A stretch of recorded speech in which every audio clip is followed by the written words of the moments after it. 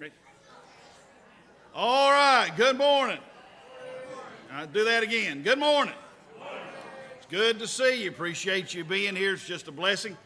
I know several of you weren't able to be here last night. Just to make sure that you're aware, Dr. Carter, CMI, have been incredibly gracious and allowed us to live stream and YouTube everything. So if you missed anything from last night, go on YouTube, go on the live stream. Both of the presentations are there. I strongly encourage you to watch both of them. The second one last night was just absolutely phenomenal. Of course, the first one was great too. I don't mean it, but the second one was absolutely phenomenal. Please take time to watch both of those. But it's just good to have you today. I know if you picked up a bulletin out there in the vestibule, the bulletins are out there. We're not going to take the time to read the bulletin today, just to read through it.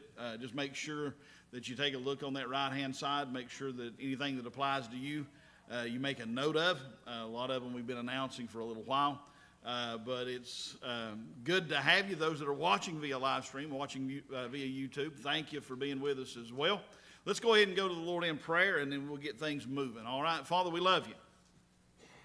And we do thank you so much for the privilege and the opportunity that you've given us once again to be in your house. Father, how I thank you for Creation Ministries International, Dr. Carter, Father, for his willingness to come and share, Father, the work that they do there. I pray that for each of us today, in both the 10 o'clock and the 11 o'clock hours, Father, that we'll pay close attention to everything that's been said. This is not for the Christian. This is not a side issue. We need to understand who we are, where we came from. We need to understand how to defend in a respectful way what we believe, especially in the world that we live in today. So, Father, I pray that you would just encourage our hearts by what we hear today, and we'll give you the praise and glory for it all. We ask it in Jesus' name. Amen. All right, how many do we have here today that were not here last night? Raise your hand if you were not here last night. So you got a good new audience, brother, and do appreciate you being with us today. Like I said, the bulletin, I've got just a list of things I'm going through here. All right. We have been very blessed. We've got a dear couple here in the church, Brother Steve and Sister Wilma, who do really cool little puzzles. And they asked me if I would like some of these in the shape of various dinosaurs, if I'd like to have those to give to people as door prizes. And so that's what we're going to do this morning. And since we've got all of the Sunday school and children's churches and everything up here, this one's for the kids. All right? So listen to me, guys. Can anybody name me, since this talk is about dinosaurs in the Bible, can anybody name me, and just raise your hand, can anybody name me 3 different dinosaurs by name? And I'm not talking about Barney.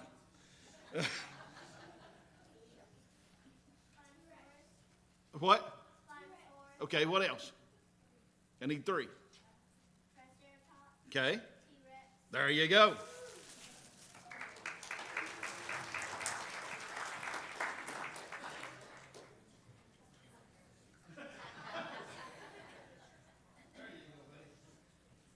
All right. Well, last night, as we said, and I'll say this again. Most of you came in through the front, so I know you saw the resource table that is out there. Please take advantage of the resources that are there. I was looking, of course, last night I bought the one on Biblical Geology 101, especially that's relevant given what we've got going on in the Sunday school class right now. And so I bought it, and I was looking at a book out there, and I'm like, it's got a similar cover to one that I've got. And I was like, is that one that I've got or not? So I actually went back and looked, and I did not have it, so I did buy it. It's how Noah's flood shaped our earth. And for those of you who are in my Sunday school class, you can guess why I bought this book. But like I said, take advantage of the resources out there. There's some really good stuff. The starter packs are fantastic. As we've said before, the Creation magazine subscription, it is, in my opinion, the National Geographic of Christian literature, and it's a very reasonable price. comes out 4 times a year. You'll learn more than you'd imagine every time one of those comes out, because there's topics on everything, from the flood to animals to just neat things in nature, all of those kind of things. So I strongly encourage you to grab a subscription to the magazine, if nothing else. But there's some really, really good resources out there, so make sure you take a look at those. What we're going to do is we're going to turn things over to Dr. Carter here in just a second. He'll finish this talk. We'll take about a 10-minute break. Then we'll take up an offering for the ministry, CMI. Now, let me tell you what we're going to do. If you have an offering to give for CMI, we're going to take that up with the offering plates. If you have your regular tithe and offering, just put it back there in the boxes where you would normally do that anyway. But we're going to be taking up an offering in this, in between the 2 services today. Then we'll take up another love offering tonight for the ministry. Everything you give will go, if it's in those offering plates, will go to CMI. If you're going to write a check, write it to Holy Mountain. And at the end of the night tonight, we'll count up everything and we'll write them one check. All right, so just write it out to Holy Mountain if it's a check. If it's cash, like I said, just put it in there. We'll be counting that and getting everything together and then combining it all tonight. So please keep that in mind as well. It is an absolute pleasure to have Dr. Robert Carter with us again today. He was here last night. As we said, he's a marine biologist, has done work in genetics. He showed some pictures of some of the genetic stuff that he'd been involved with. Pretty cool when you can make glowing fish. I'm just telling you. So you be much in prayer for him as he comes and shares with us about dinosaurs in the Bible. All right? You got your mic. Good. Thank you. Well, good morning, everybody. I have a problem. The problem is I have 3 hours worth of material and 45 minutes to give it to you. So we're going to dispense with some of the easy things. I'm going to assume that most of you have a basic Bible understanding. Now, if you don't have a Christian background, or if you don't know really what the Bible says, just bear with me. We're going to skip over the easy Sunday school stuff because most of you are aware of it. So, yes, Adam and Eve. Yes, creation. Yes, creation was not millions of years ago. It was only thousands of years ago. Yes, there was Noah's flood. Yes, a curse came upon the world. The initial world was not created with sin and suffering and death and disease and carnivory and animals tearing each other apart. But today, it is like that, etc. You okay with that? Yeah. And the reason I'm doing this is because I don't want to preach to the choir. I actually want to challenge you, and I want to bring some of the most up-to-date questions in paleontology and dinosaurs and the things that Christians wrestle with.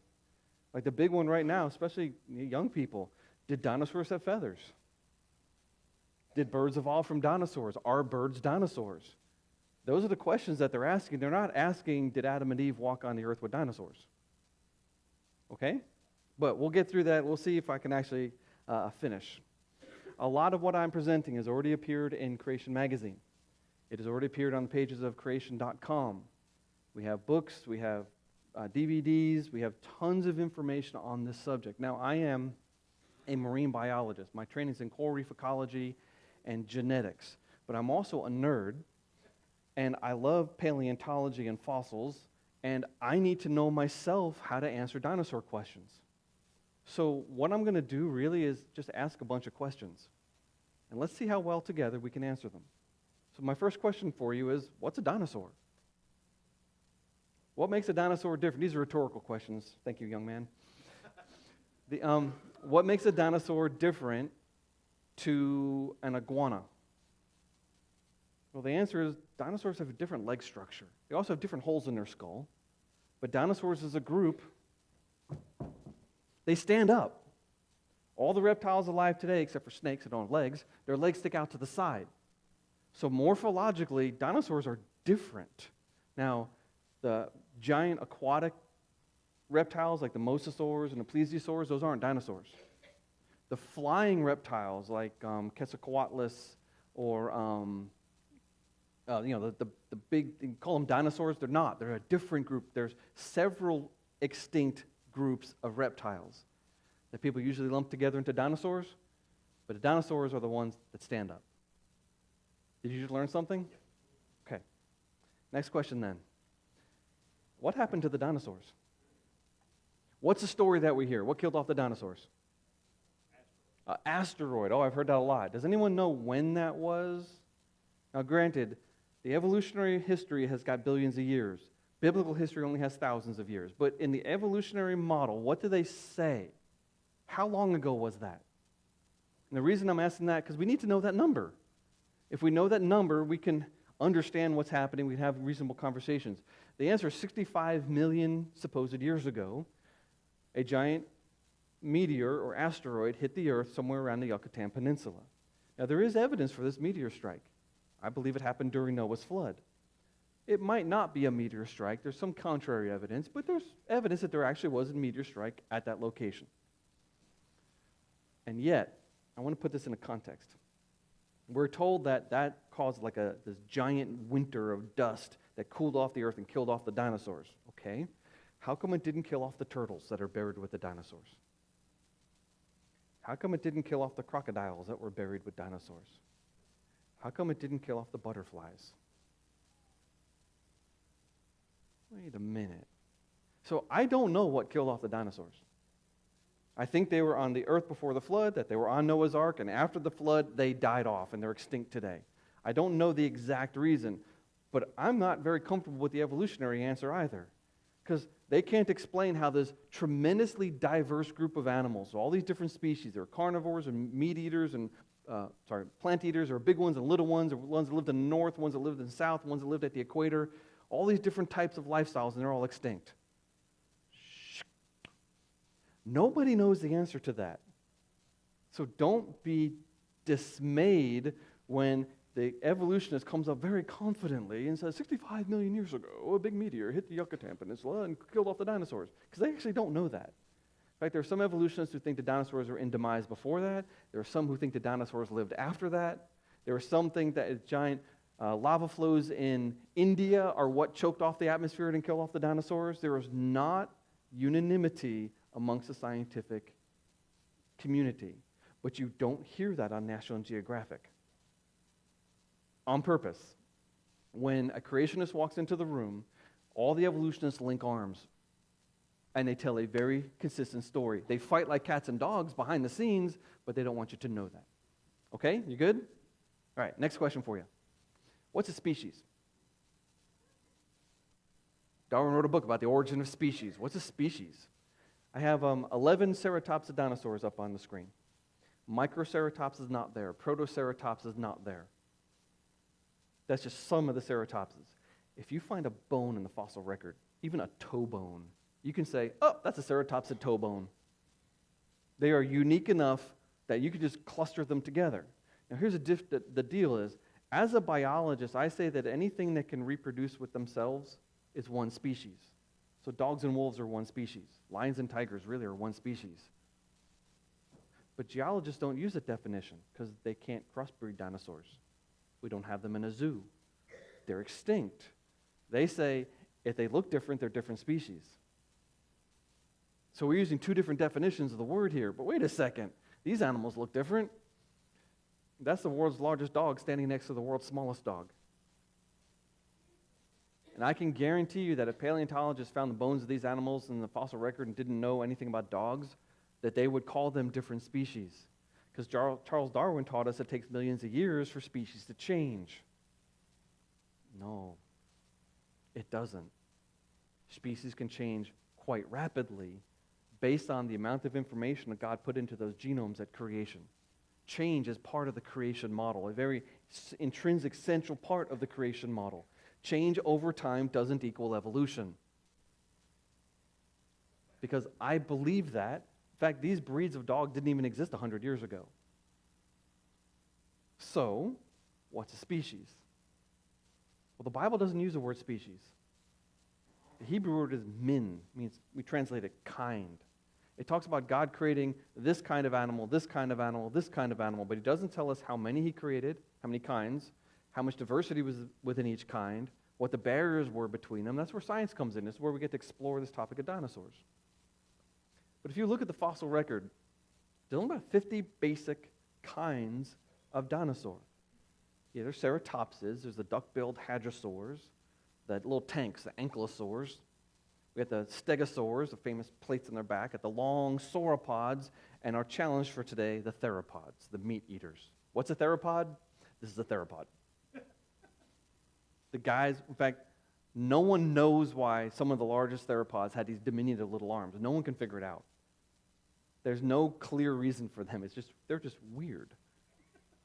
But look at T-Rex with the 6-inch long teeth. How would he have originally been described? As an herbivore, a carnivore, a scavenger, or an omnivore? Who says B, carnivore, the fierce predator stalking the Mesozoic plains? Who says A, he eats plants? Who's not going to answer my trick question? This is, you know when the Pharisees went and asked Jesus questions? You ever realize that he usually responded with a question of his own? And they say, "Do," because they can't answer the question. Well, look, this is a trick question. Originally described according to whom? The paleontologists that discovered him in the 1800s, or God? We can answer a question in return. Well, if you look at Scripture, look at Genesis chapter 1. God's talking to Adam. He says, "Behold, I've given you every herb bearing seed which is on the face of all the earth, and every tree in which is the fruit of the tree yielding seed. To you it shall be for meat." That means food, in King James, not meat. "To every beast of the earth, to every fowl of the air, to everything that creepeth upon the earth, wherein there is life, I have given every green herb for meat," and it was so. Okay, Christian, let me ask you a question. Did God unequivocally tell Adam that all animals were designed to eat plants? Yes or no? It sure reads like that. Do we have a problem? Yeah, we do. I don't think we can answer it, but let's acknowledge that a lot of animals today eat meat. A lot of dinosaurs ate meat. We know that. We find crunched up bones in their stomach. We find baby dinosaurs. We find mammals in their stomach. We know they were eating meat. How do we answer this scripturally? Well, I'll spend more time on this in my next presentation, but Adam rebelled against God. And the world that had no death, no suffering, no sin, changed. Genesis chapter 3, "Cursed is the ground for thy sake," God tells Adam. "In sorrow shalt thou eat of it all the days of thy life. Thorns and thistles shall it bring forth for thee, and thou shalt eat the herb of the field, and the sweat of thy face shalt thou eat bread till they return into the ground," etc., etc. This is where all the garbage that we see in the world today happens. Right. It starts here. So take animals that had never experienced hunger, and all of a sudden they're struggling, and they're fighting, and they get hungry. What happens? Right here, 150 years ago, the dominant tree was the chestnut. The American chestnut's almost extinct. Your grandparents, great-grandparents, they grew up in a different world. They didn't have forests dominated with oaks and beeches. It was chestnuts.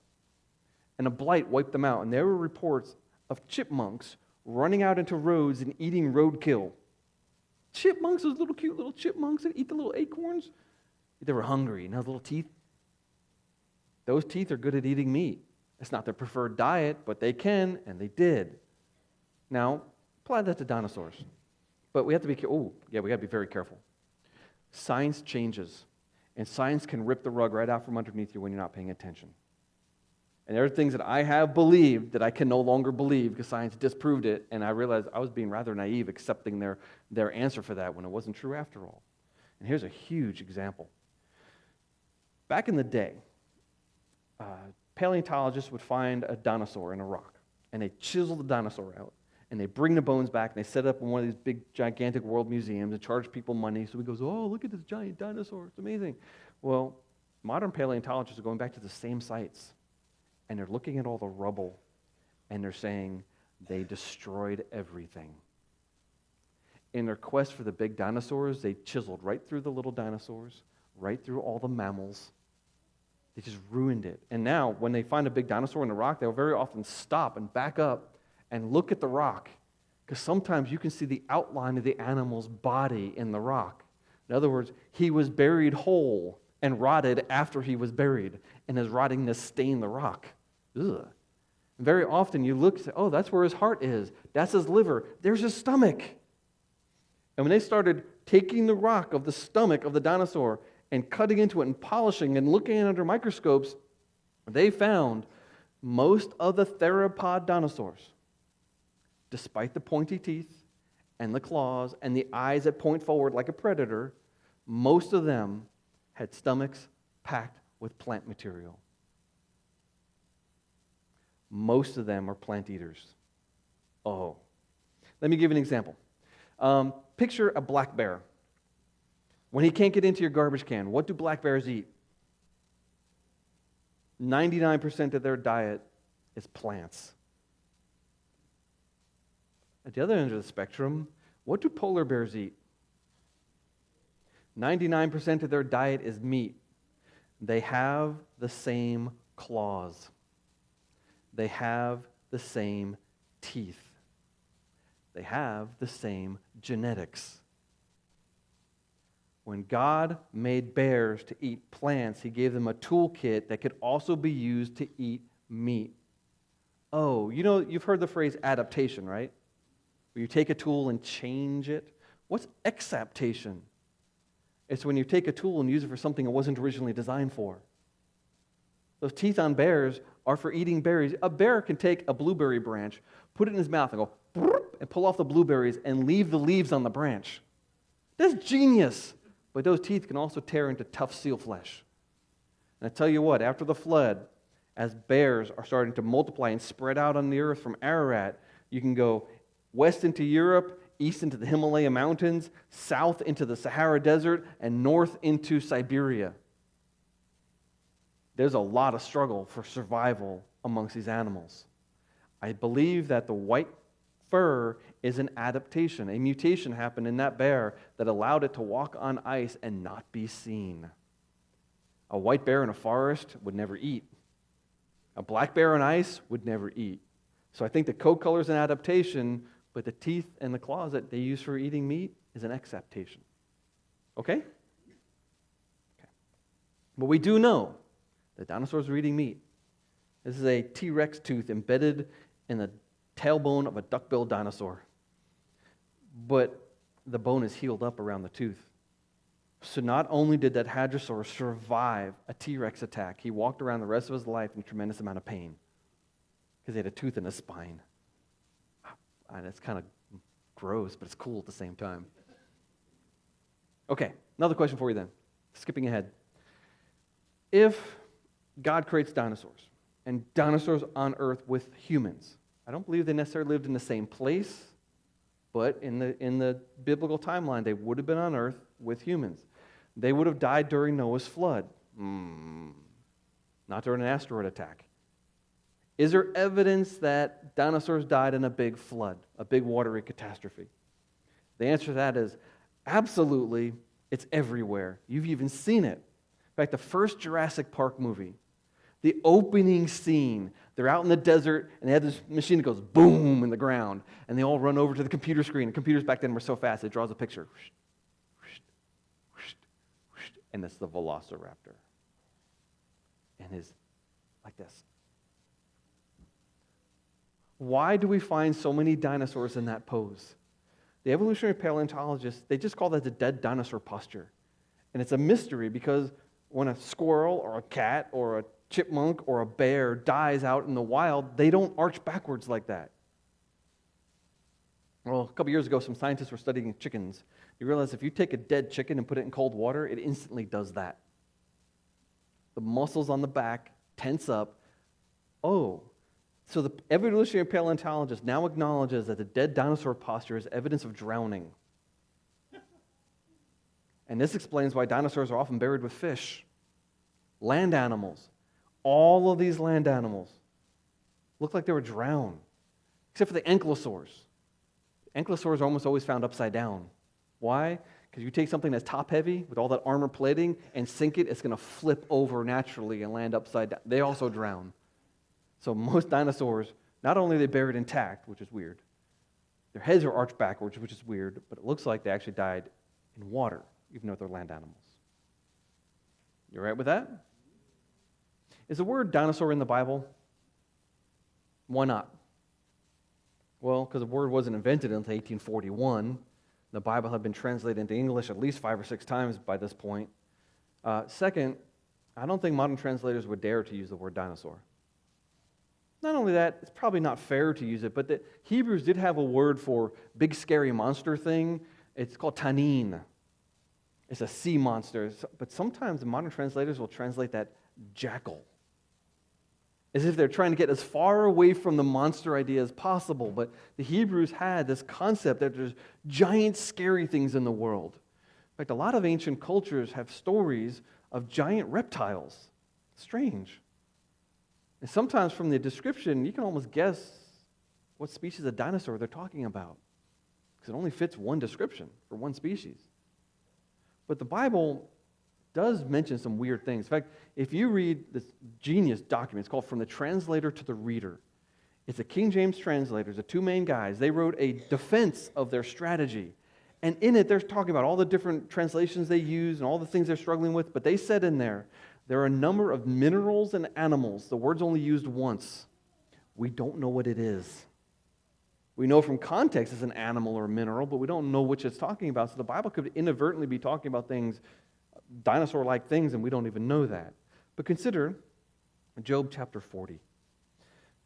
Job has sued God. Job is a lawsuit. And God appears in his own defense, shockingly. And he asked Job all of these science questions. You know, the heavenly storehouse is laden with snow. Remember that song from 10 years ago? Those are all Job questions. Well, then he turns to this. He goes, okay, Job, behold behemoth. Hold it. Is that an English word? Hey, you Baptists, are you trained that when you see the word baptized in the Bible, you translate it? What does this word mean? It's a Hebrew word. Behemoth, beast of beasts. Behold the beast of beasts, which I made with thee. Oh, reference to creation. He eateth grass like an ox. Oh, he is an herbivore. He's really strong. He's got force in his belly. And I don't care what translation you use. I've looked like 20 of them. They all use the phrase here, like a cedar. King James says, he moveth his tail like a cedar. He's got a big old tail. Now, to us, cedar trees aren't anything. They grow up in old fields and roads. They're little scrubby little things. But to Job, God is referring to the largest trees in the Middle East. If the Bible said he's got a tail like a sequoia, you would know exactly what that's getting at. What he just compared this animal's tail to is the tail of the largest possible tree that Job could ever have seen. Now, scientifically, you cannot know that Job 40 is describing a sauropod dinosaur. But if you troll through all the extinct animals and all the living animals, there's no other group of animals that fits this description entirely. The largest land animals God created deserve the title beast of beasts. They're herbivores. They got a giant tail, and they're really strong. But they're also extinct. So either Job had some cultural memory of them, or maybe they were still around in his time, because Job was written early after the flood. Based on Job's lifespan, you put that into the decay of lifespans after the flood, he's like, probably before Abraham. This is pretty early after the flood. All right, going back a little bit. Does Noah have a problem? How is Noah going to get these animals on the ark? Animals that wouldn't fit in this room. How do you get them on the ark? Well, let me answer that in several possible ways. First, amongst each of the kinds of dinosaur, there are different sized species. There are small ones and big ones. There are full-grown sauropods that can easily just, they sit right here. And then there's ones that wouldn't fit in the room. There's Compsognathus. He's the size of a chicken. The average full-grown dinosaur, average, is smaller than a calf. Maybe average as large as a cow.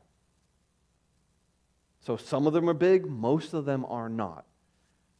But not only that, he doesn't have to take great-great-granddaddy Apatosaurus, who's near the end of his life. Dinosaurs hatch from eggs that are smaller than ostrich eggs. So the biggest land animal ever to walk the planet was really little when it was born. He could take in juveniles, he could take in teenagers. But not only that, how many dinosaur kinds did I say there were? About 50. How many animals of each kind does Noah have to take on the ark of unclean animals? 2. What's 2 times 50?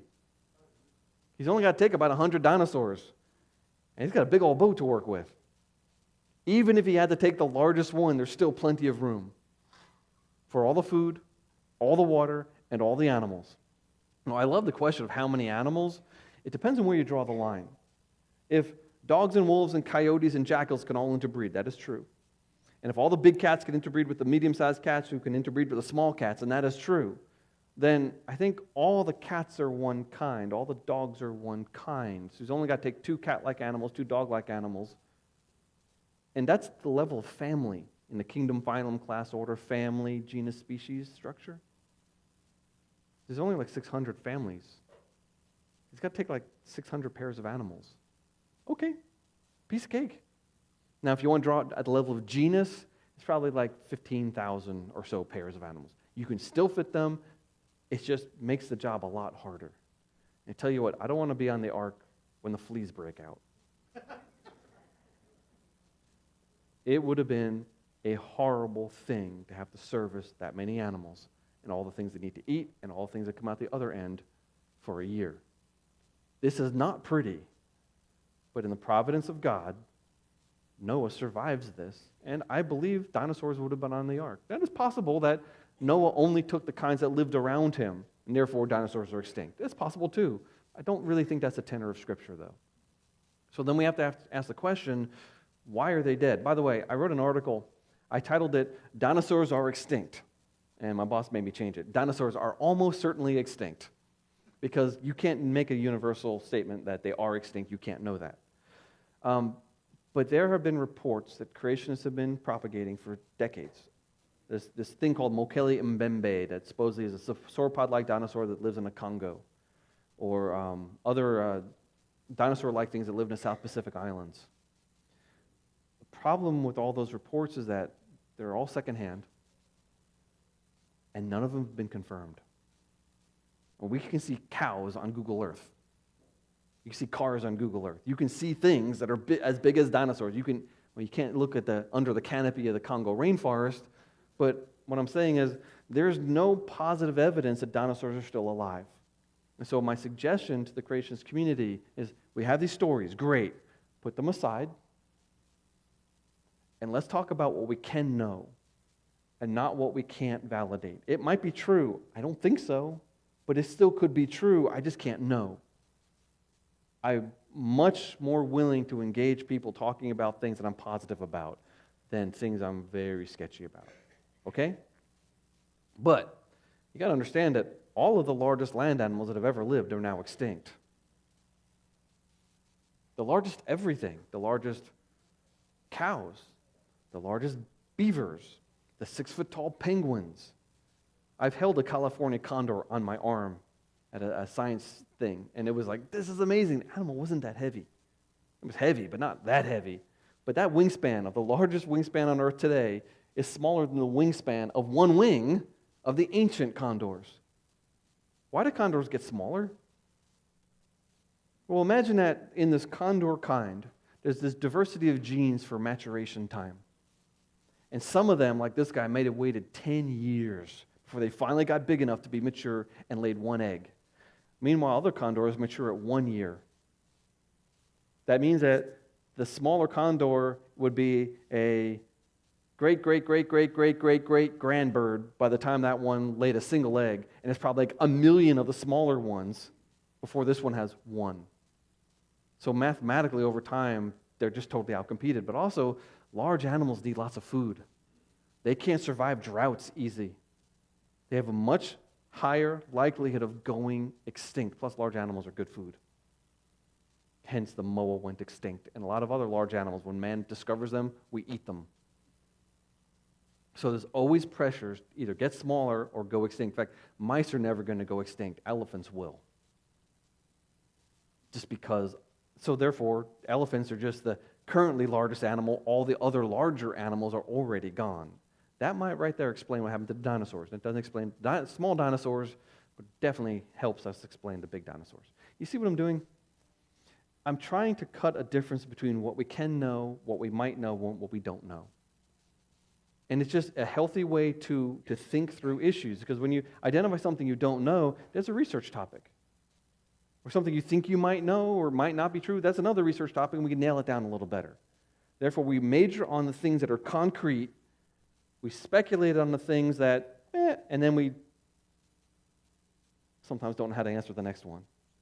But that's just the way life is. However, there is good evidence that man did live with dinosaurs. Now, I know at this point a lot of creationists will start using examples I'm not comfortable with. I'm going to give you my favorite examples, the ones I think are very clear. This one is the tomb of a bishop who was buried in a cathedral in England 600 years ago. Hundreds of years before we supposedly discovered dinosaurs. In that rectangle that goes around his tomb, there's all these animals that are carved in it. There's a bat, there's a dog, there's a fish, there's a bird. Does anyone disagree with me? Did the person who carved these things know what he was carving? Yeah, in fact, there's some pretty specific definitions. That's not just any old bird, that's a wading bird, etc. And yet, right near that is this. These two large animals, their tails are held outright. The old version of sauropod dinosaurs, their tails, like the Fred Flintstone version, their tails dragging on the ground? No, they held their tails up to hold their head up. It's a balance. Look, they're standing up on their legs. Here's the neck here is bent backwards. This other one you can hardly see, but the neck is bent this way. And he has spikes on his tail. That's amazing because we have found two species of sauropod dinosaurs with spikes on their tail, like Spinosaurus. What? In fact, this idea, this motif of two sauropod-like dinosaurs with necks wrapped around each other is really common in ancient history. But if you think maybe these are distorted, maybe their necks are too long, consider Tenostrophius. I don't know, if I was going to make up a mythological animal, what's the chance I'm going to make up something that actually looks like an ancient animal? Pretty small. In fact, if I'm going to make up a mythological animal, I'm going to make it something I'm familiar with. I'm going to invent a 50-foot tall wolf that eats a village, not a giant reptile that doesn't live in England or Scotland or Germany, where we get a lot of these stories from. In fact, the ancient accounts of people interacting with what they call dragons are not magical. They don't cast magic spells. They don't breathe fire. Most of the ancient accounts are very matter-of-fact accounts. Oh, we encountered this giant lizard thing and we killed it. That's what we hear hundreds of times in historical record, as if people really were interacting with big lizards. Here's another one of my favorites. Angkor Wat was the capital city of the Khmer Empire. In the Middle Ages, it was the largest city on earth. And it was a genius city engineering-wise. They had this amazing water system where they could use the annual rains to feed thousands of people. But they went through a drought, and the civilization collapsed, and the jungle took it over. And now that the Vietnam War is over and most of the trouble in Southeast Asia, archaeologists are going back. They're hacking back the jungle and re-exposing this amazing city.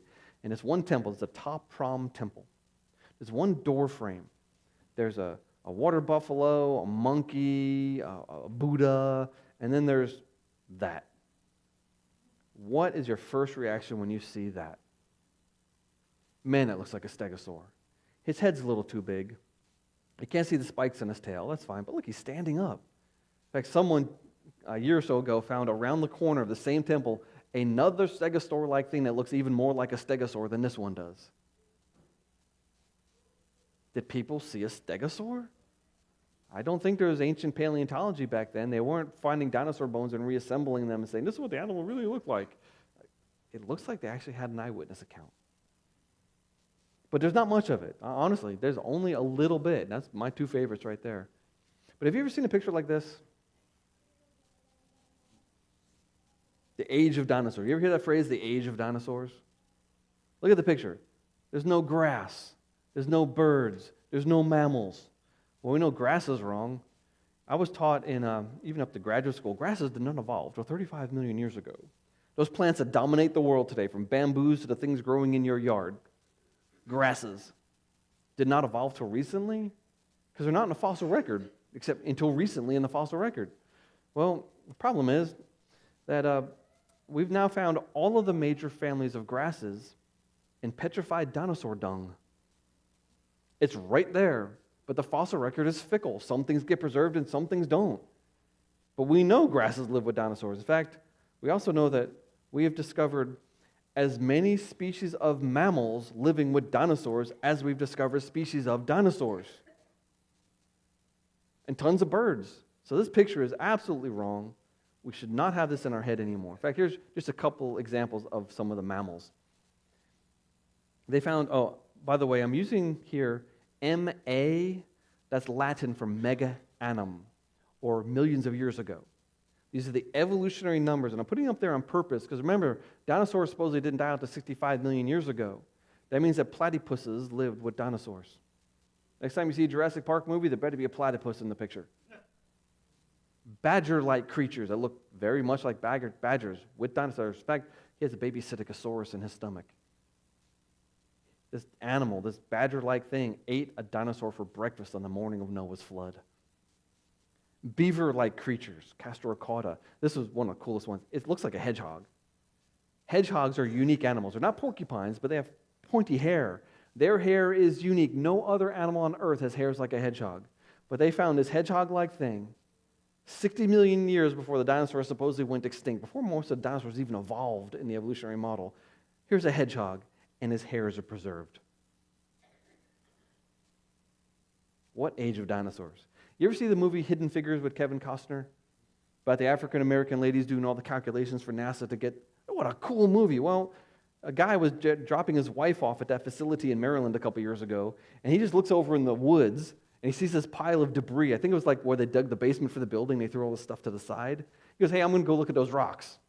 And he makes a world-class fossil discovery. It's a rock about this big. In that rock, there are sauropod footprints, pterosaur footprints, nodosaur footprints, a coprolite, which is a fossilized dinosaur dung, a osteoderm, which is a bone from the skin. Most dinosaurs are armor-plated. They had bones in their skin. And in blue, mammal footprints. So not only did mammals and dinosaurs and pterosaurs all live at the same time, they left footprints in the same mud puddle. That's cool. Oh, wait a minute. These aren't bones. These are just footprints. So fossils aren't just bones. Fossils are also, or say this way, we can also fossilize behavior. That's neat. Okay, but it's not just mammals that live with dinosaurs. It's also birds. Birds are a little trickier there because we don't have as many bird fossils. A lot of the ancient birds are weird because they had teeth and they had claws on their wings and they have a flat breastbone. You've eaten chicken, right? Chicken's got a keel right here. You know what that's for? It makes an anchor point for the chest muscles and makes their chest muscles, chickens can't really fly very well, but birds in general have a keel. It gives a mechanical advantage. It helps them to fly. One reason why we can't flap like that is because we don't have that triangle. Birds do. Well, most birds. The hoatzin, or the stink bird of South America. It's funny because he's shaped like an Archaeopteryx. He's got claws on his wings. You know, wing is a hand. You know that, right? It's like a bat and a bird. So when you watch How to Train Your Dragon, and there's a four-legged animal with wings, that makes him a hexapod. No, okay, it's magic, Rob. Relax. That's what people tell me. But okay, whatever. Birds and bats, their front legs are their wings. So that's a bird. That's his hand. So the claws there are the fingernails. But the hoatzin also has a flat breastbone. He's got two holdovers for some of the ancient birds. Now, he doesn't have teeth. By the way, birds have a beak. Do you know what a beak is and how a beak is different than a jaw? Well, a bird can do this, right? I can't. I can't move my upper jaw. The bird has a palate that it's not fused, so they can lift their upper jaw. And they used to think, until like a couple of months ago, that the opening of the beak thing is only recent. Well, they just found a fossilized palate from a bird-like creature that showed quite clearly that the ancient birds could lift their upper jaw also. So a beak does this, a jaw doesn't, but some of the ancient birds have teeth-like structures. But when we look in the fossil record, we see these beautiful birds. Ooh, hey, are those feathers? Can feathers be preserved in rocks, yes or no? Sure enough, do dinosaurs have feathers? Not like that. This is a beautiful bird. By the way, notice he has tail feathers, not a tail. Birds don't have long, bony tails. When your dog is happy and he's wagging his tail, like your Labrador, and it comes across your knee, oh man, you stupid dog, get out of here. Why does that hurt? Because there's bones in there. Birds don't do that. They got this little thing on their rear end called a pygostyle. It's just a couple of bones, and even a peacock, if it has feathers or a tail, it's just feathers sticking off that thing with muscles that holds the tail up. So they're different. Reptiles have bony tails. Here's a bird, the only bird ever discovered with the egg still inside it. But the egg has multiple layers of eggshell. That's weird. Well, if you take a bird and you chase it and chase it and chase it and don't let it roost, every day it's going to add another layer of eggshell. So the only egg we have ever found inside a bird was from a bird that could not find a place to roost. I'm guessing here because it survived a couple of days into the flood before it was finally overwhelmed and buried. This is an amazing fossil. Look, it's a bird. It's got little chicken feet. It's got wings. Now, it's hard to see here, but his lungs are preserved. This is critical because birds don't breathe like you and me. They might breathe in and out their nose, but the air from a bird goes out the bottom of a lung and goes around behind the lung, goes out the nose. They have a one-way flow through their lungs. We don't do that. We go like a balloon expanding. Reptiles don't breathe like birds either. They don't have a diaphragm. They move their liver. That's how they breathe. So in the evolution of birds from reptiles, the first thing that's going to have to happen is a hole has to be poked in the bottom of the lung, and then the animal would die. There's a transition problem here, and it's always true in evolution. The transitions from one type of animal to the other go through these improbable states. You can't have the evolution of a bird lung. No, God created the bird lung. He created birds with hollow bones, strong wings, strong chest muscles, a keel, most of them, and one-way flow through lungs so they can pull a lot of oxygen out of the air, or birds wouldn't exist. However, let me say something. Let's put it in this context. What species is most similar to human beings, genetically and morphologically? Chimpanzees are. Is that a problem? No. God created chimpanzees. God created humans.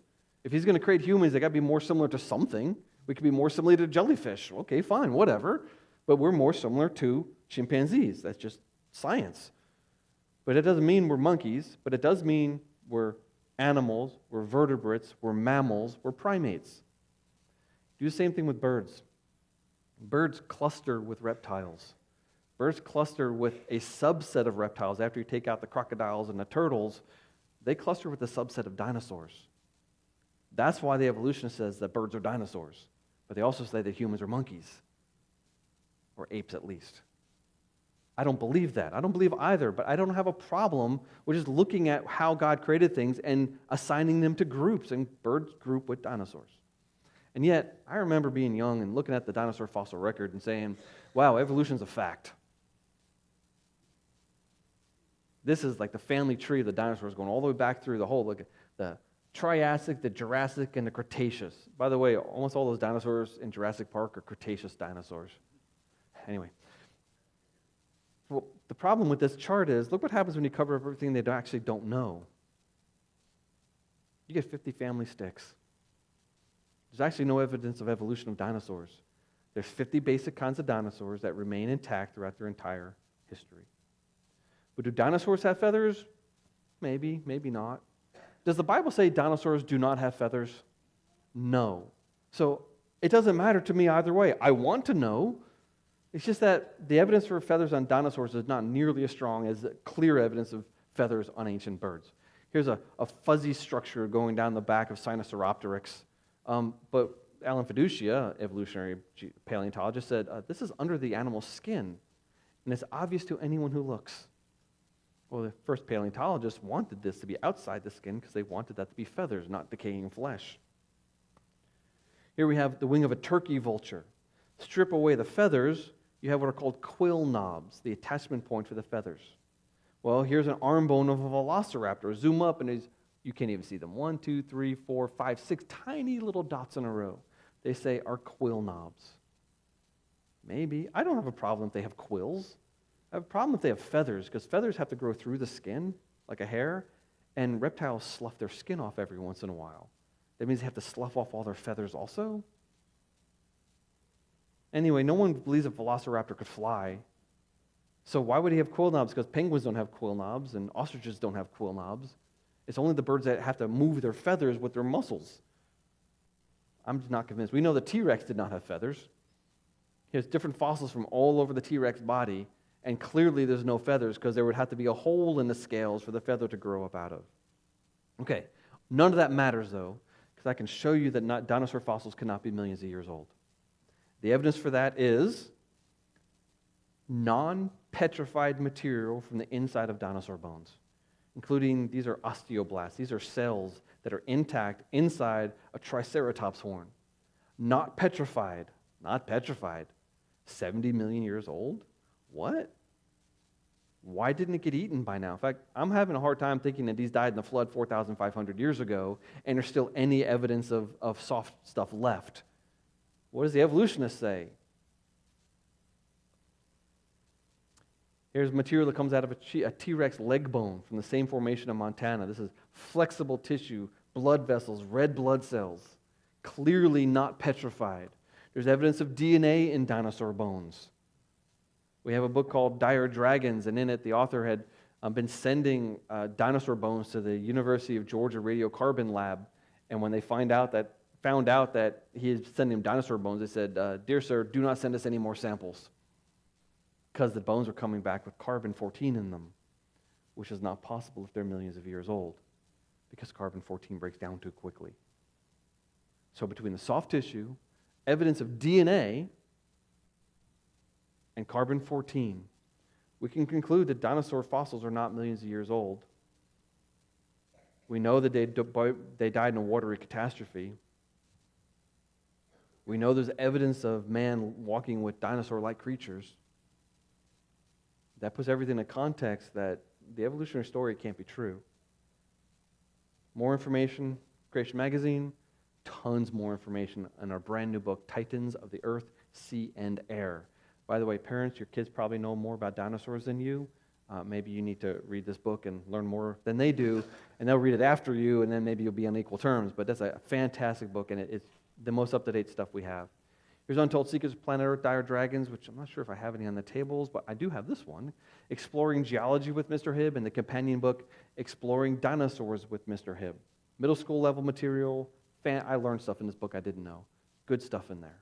But my purpose of doing this was for the sake of 1 Peter 3:15. But sanctify the Lord God in your hearts, and be ready always to give an answer to every man that asks you a reason of the hope that's in you with meekness and fear.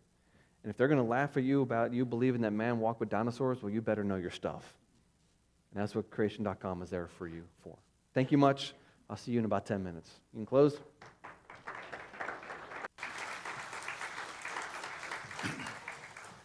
All right, let's stand up and we'll have a real quick word of prayer. You got about 10 minutes. Take a break, go back out to the table. I've got that Titans of the Land, Sea, and Air. Incredible book, by the way. But I've got it, and like I said, as you can tell, if you go out there, especially those of you with children, they've got books for kids of all